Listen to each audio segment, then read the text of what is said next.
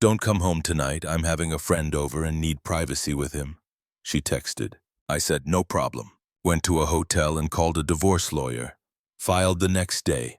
She came home that evening to find all my things gone and divorce papers on the table. Hey viewers, before we move on to the video, please make sure to subscribe to the channel and hit the like button if you want to see more stories like this. Thanks. I think the worst part wasn't the cheating. It was the logistics.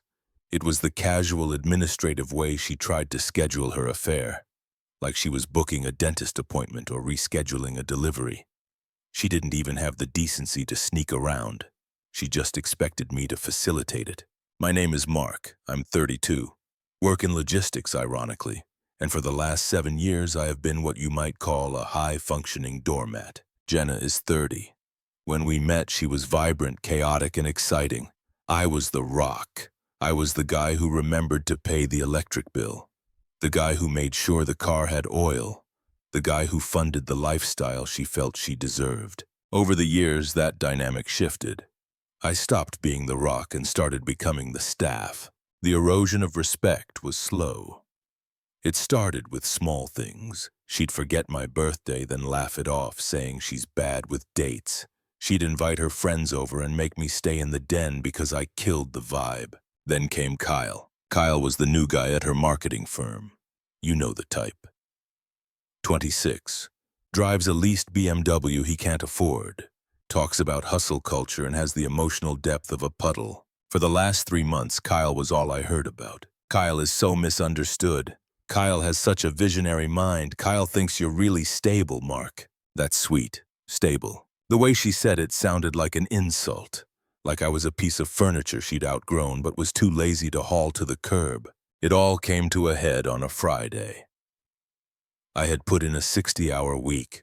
My back was killing me, and all I wanted was to order Thai food, sit on my couch, and watch a movie with my wife. I texted her around 4 p.m. "Hey, leaving work early, thinking pad Thai and a movie, I miss you." Read at 4:02 p.m., no reply. I was driving past the grocery store when my phone buzzed again at 4:45 p.m.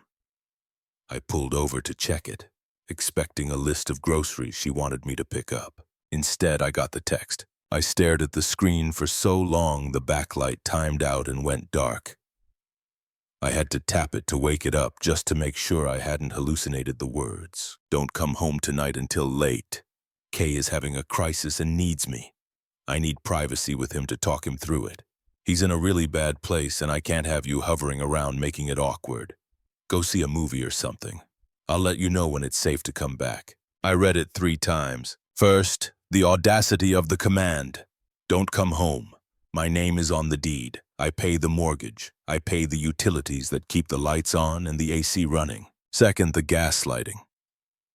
Kay is having a crisis, right? A crisis that requires my absence and total privacy in my home on a Friday night. Third, the dismissal. "Go see a movie or something," like I was a child getting sent to his room so the adults could talk. Something inside me snapped. It wasn't a loud snap. It wasn't a scream. It was the sound of a heavy cable finally shearing under years of tension. It was a quiet metallic ping in the center of my chest. For years I had made excuses for her. She's stressed. She's spirited. She just needs space. But looking at those words, "I can't have you hovering," I realized I wasn't her husband. I was an obstacle. I was the landlord she was sleeping with to keep rent cheap. And now she wanted the landlord to vacate the premises so she could entertain a new tenant. I didn't cry. I didn't call her screaming. I didn't drive to where she was. I typed 2 words, "No problem. Send." I put the car in gear, but I didn't go to the movies. I went to the bank. I have a friend who went through a messy divorce a few years ago, and he gave me one piece of advice that I never thought I'd use. If you know it's over, don't telegraph your move. Execute it. I walked into the branch and withdrew exactly 50% of our joint savings. Not a penny more, not a penny less. I transferred it to a personal account she didn't have access to. It was a significant amount, enough to float me for 6 months if needed. Then I drove home. I knew I had a window. Jenna gets off work at 5 o'clock. She usually hits a happy hour or goes to the gym before coming home. If she was meeting Kyle, they were probably grabbing a pre-crisis drink to build the tension. That gave me maybe 90 minutes. I pulled into the driveway of the house I bought 3 years ago. I looked at the lawn I mowed every Saturday. I looked at the porch swing I installed because she said she wanted a Southern Gothic aesthetic. I walked inside. The house smelled like her perfume and the vanilla candles she bought with my credit card. I didn't smash anything. I didn't cut up her clothes.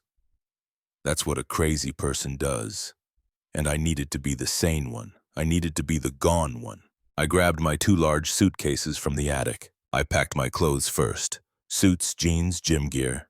I cleared my side of the closet and my drawers. Then I went to the bathroom. Toothbrush, razor, cologne, medications. Then I went for the petty stuff. The stuff that would make the point clearer than any note ever could. I unplugged the high-end Wi-Fi router I had installed because the ISP was too slow for her streaming. I packed it. I went to the kitchen. I took the $800 Breville espresso machine she used every morning but never cleaned. I took the grinder. I took the Dyson vacuum cleaner. I took the 65-inch OLED TV from the living room. I left the mount on the wall looking like a skeleton. I took the PlayStation. I took the Alexa hub she used to play her music. I even took the toilet paper from the master bath. It took me 45 minutes. By the time I was done, the house wasn't just empty of me. It was empty of comfort. It was just a shell with furniture. It looked like a model home that had been robbed. I stood in the kitchen one last time. I took off my wedding band. It felt heavy like a shackle I hadn't noticed I was wearing. I placed it on the kitchen island right next to the empty spot where the espresso machine used to be. I didn't have divorce papers yet. It was Friday evening, but I had a notepad. I wrote, "You wanted privacy. You have it. You wanted the house to yourself. It's yours. Don't worry about me hovering. I'm gone. Do not contact me. My lawyer will be in touch on Monday." I propped the note up against her favorite scented candle. I loaded up the SUV. It was packed to the brim. I looked back at the house one last time. It looked dark, unwelcoming. Without the smart lights I had programmed, the porch was pitch black. I got in the car, drove 3 towns over, about 40 minutes away, and checked into a Marriott. I turned off my location sharing. I blocked her on Instagram, TikTok, and Facebook, but I left her number unblocked on my phone. Why? Because I wanted to know when she got home. I wanted to know the exact moment the fantasy of her night with Kyle collided with the reality of what she had done. I ordered a steak from room service, opened a beer, and sat in the silence of the hotel room. It was the first time in years I didn't feel a knot of anxiety in my stomach, wondering if I was doing enough to make her happy. I checked my watch. 7:15 p.m. She would be unlocking the door right about now. The phone sat on the nightstand, screen facing up. I took a sip of beer and waited for the fireworks. The phone didn't ring at 7:15. It rang at 7:22 p.m. I stared at the caller ID. Wife. I hadn't changed it yet. A small part of me, the weak part that had spent 7 years trying to please her, wanted to pick up and apologize. I wanted to ask if she was okay. I wanted to fix it. But then I looked at the hotel room ceiling. I remembered the text, "I can't have you hovering." I took a breath, swiped the green button, and put the phone to my ear. I didn't say hello. I just listened. Mark, are you insane?" Her voice wasn't sad. It was shrill.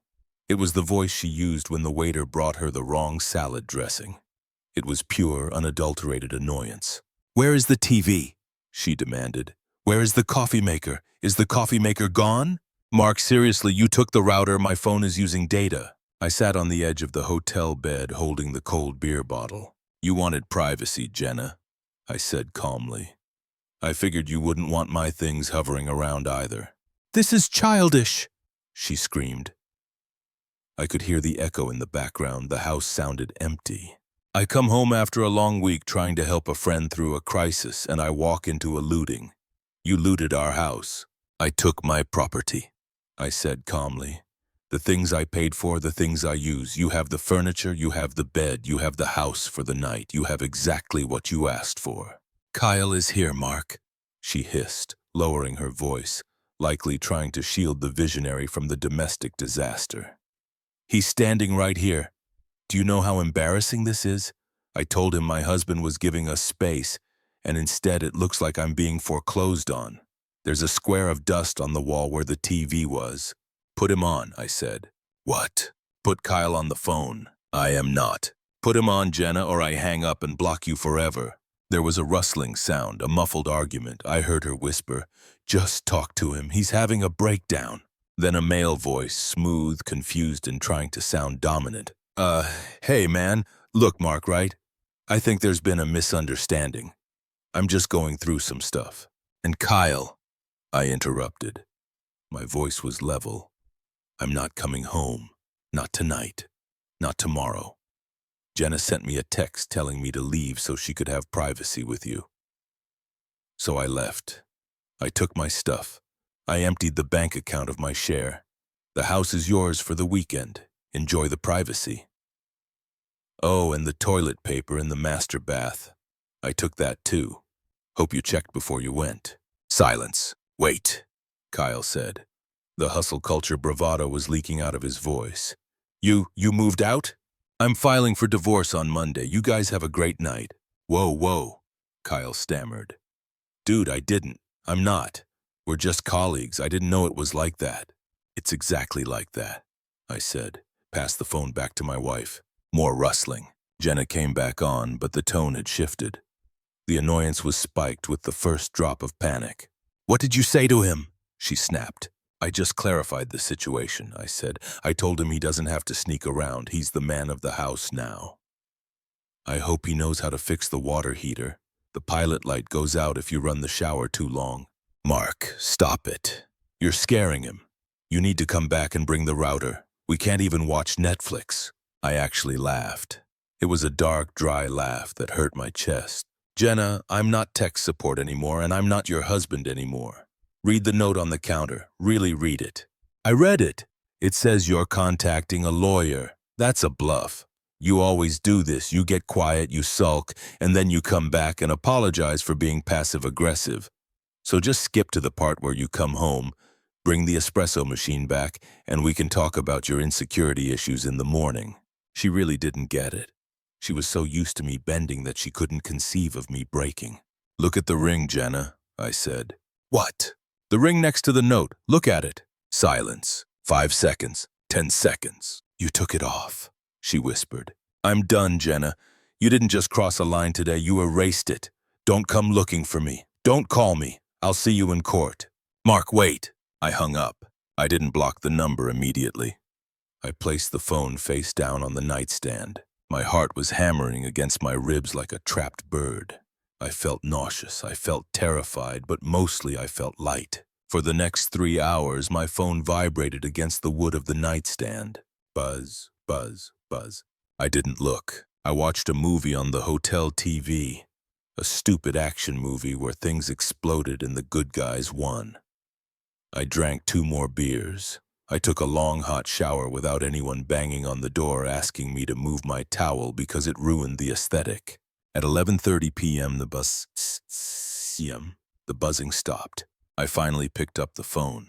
42 missed calls. 68 text messages. I scrolled through the texts. They told a story all on their own. The evolution of a cheater's collapse. 7:30 p.m. You are being a child. Come home now. 7:42 p.m. Kyle is really uncomfortable. You are ruining his night. This is so selfish. 8:05 p.m. Stop ignoring me. Pick up. 8:15 p.m. Okay, fine. Stay at a hotel. See if I care, but bring the Wi-Fi back tomorrow. 9:00 p.m. Kyle left. Thanks a lot. He said this was too heavy for him. Are you happy? You chased away my only friend. 9:30 p.m. Mark, please pick up. I'm alone in the house and it's really quiet. 10:15 p.m. I didn't mean it like that. The text. I just phrased it badly. I was stressed. 10:45 p.m. Why is your ring on the counter? Mark, this isn't funny anymore. 11:15 p.m. Where are you? I'm scared. 11:20 p.m. I love you. Please come home. I stared at the last text. I love you. She didn't love me. She loved the safety I provided. She loved the Wi-Fi. She loved the coffee I made. She loved having a punching bag that would never hit back. But she didn't love me. If she loved me, she wouldn't have invited another man into our sanctuary and told me to get lost. I didn't reply. I turned the phone off completely. I slept better that night than I had in 5 years. The weekend was a blur of strange, quiet peace. I woke up Saturday morning in the hotel. My instinct was to jump out of bed and start cleaning or go pick up croissants from that bakery Jenna liked, the one with the line out the door. Then I remembered I didn't have to do anything. I ordered room service pancakes. I went to the hotel gym. I sat by the pool and read a book. I turned my phone on briefly on Saturday afternoon. A barrage of notifications. She had called my parents. "Mom, Mark, Jenna called crying. She says you abandoned her. What is going on?" I sent my mom a screenshot of Jenna's original text. "Don't come home tonight. Need privacy with him." My mom replied 1 minute later. "Stay at the hotel. Dad and I love you." Jenna didn't know it yet, but the isolation was spreading. She had tried to paint me as the villain, the unstable husband who snapped. But the evidence was digital, and it was damning. Sunday night, I sat down at the desk in the hotel room and organized my finances. I calculated my net worth, my assets, and what I was willing to lose to get free. I realized something. I was willing to lose the house. I was willing to lose the furniture. I was willing to lose the status of being a married man.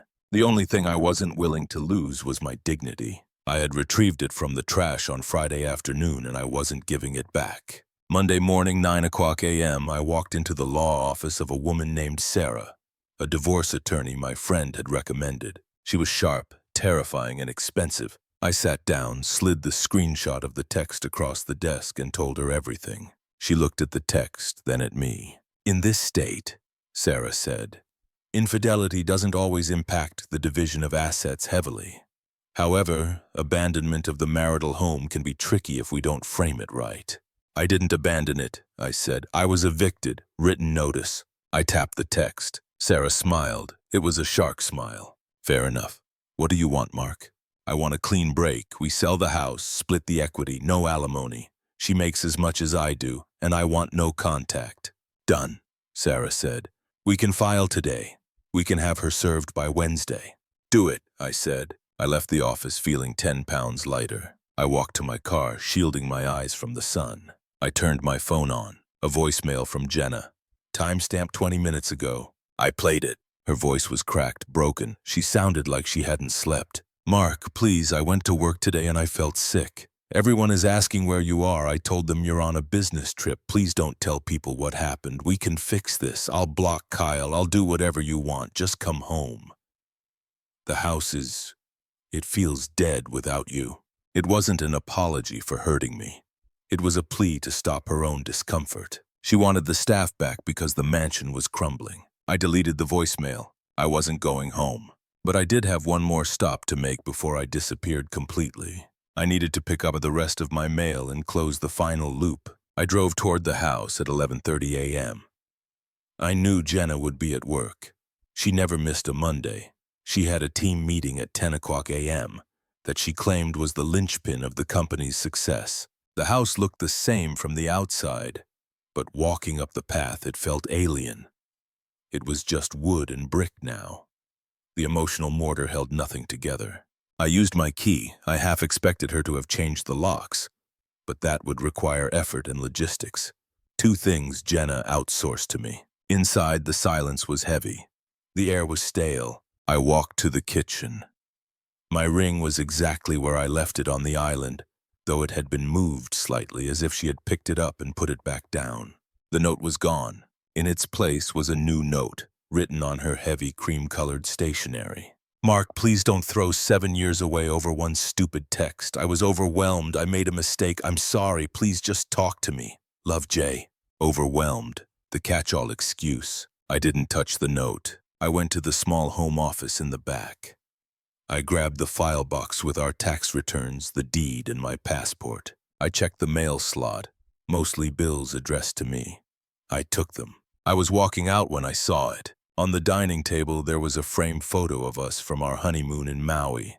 It was face down. I flipped it over. The glass was cracked right over my face. She hadn't just been sad. She'd been furious. That crack in the glass told me everything I needed to know about her remorse.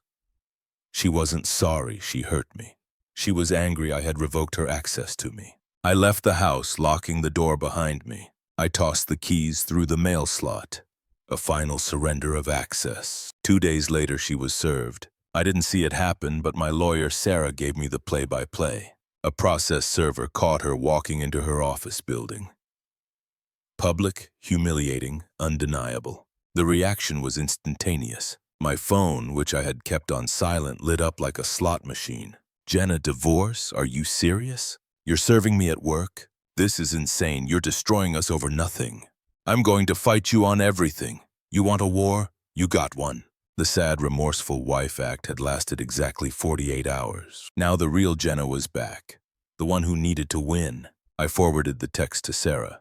"Add these to the file," I wrote. The next 3 months were a masterclass in the find-out phase of mess around. Since I had drained half the savings and stopped paying the bills for the house I wasn't living in, Jenna's reality check hit her bank account first. She couldn't afford the mortgage, the car lease, and her lifestyle on a single income. She frantically tried to get me to pay temporary support, but Sarah shut it down.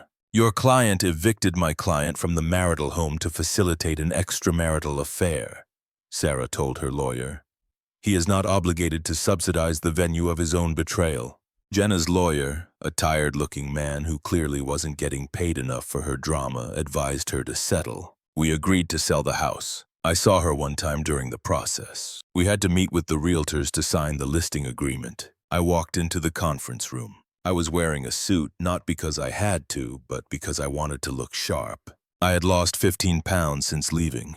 I was sleeping better. I looked like a man who had his life back. Jenna looked afraid. Her roots were showing.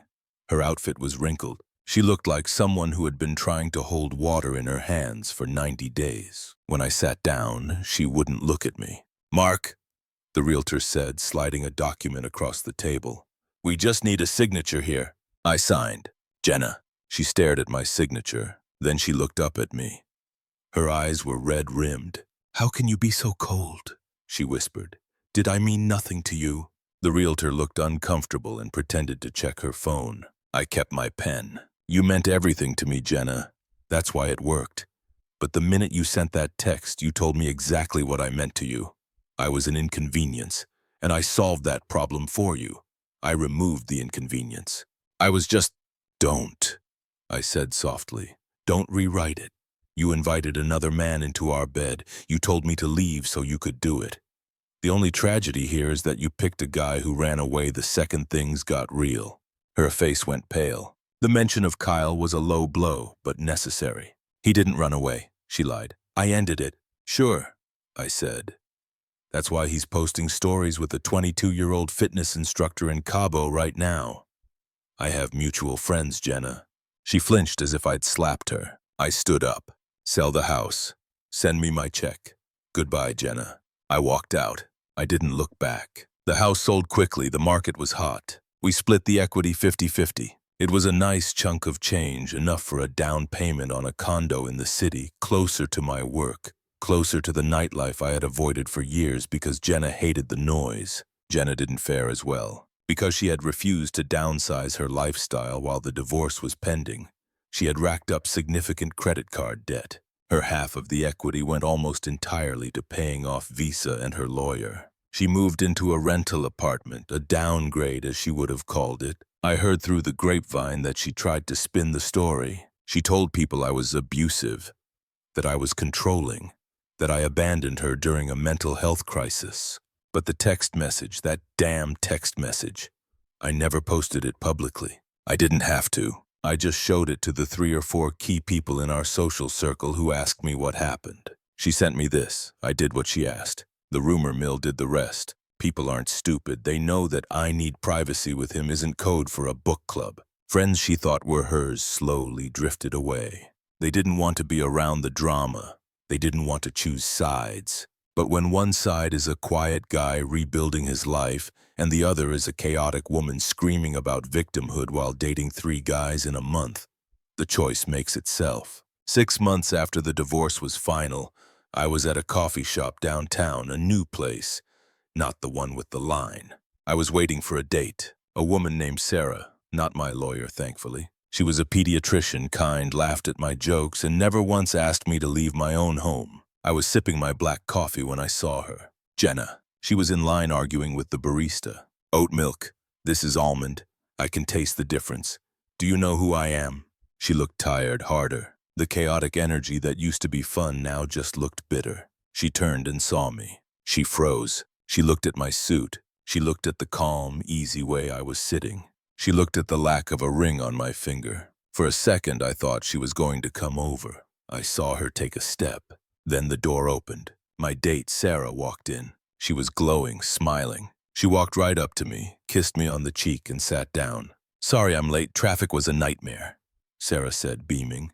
No problem, I said, smiling at her. You're worth the wait. I looked up.